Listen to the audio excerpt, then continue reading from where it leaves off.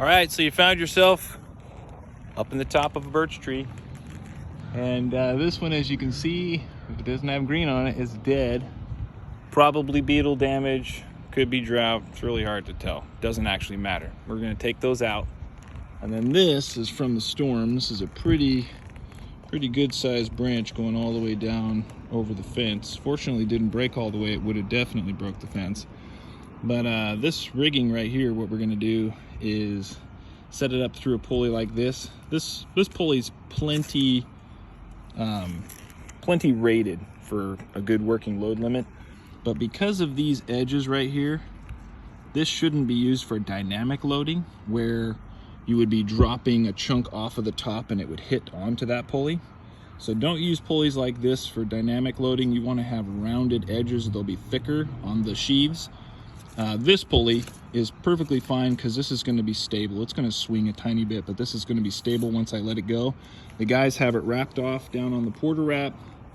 And then what I'm going to do after I cut it is allow them to hold it in place, whittle the bottom of the branches off, and then we'll lower it as it goes. Because if we were to start down there whittling the bottoms of the branches off, we don't know how well this is holding, and it might not be enough. Once we take off the support of the ground, this whole thing could just hit down on the ground and crush something.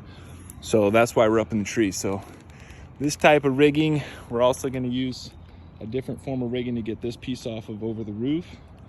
And then of course I've got to remove this broken piece here. You can see we've taken off some of it already. But anyway, I just wanted to show this system off. It's nothing fancy. This is a well-rated carabiner. I've got a doubled up webbing strap, and it is fine for what I'm doing because this is going to be static. But if I was going to be loading this dynamically and the log or the piece were to be moving, this is not an appropriate pulley for that. But these are cheaper and they're great for small rigging. So I keep this pulley on my smaller rigging line, which we call a tag line. So we'll use it as a tag line sometimes, we'll use it as a rigging line other times. We usually only need a tag line when we're rigging with the other rigging system, which is a heavier duty rope and a dynamically loaded pulley.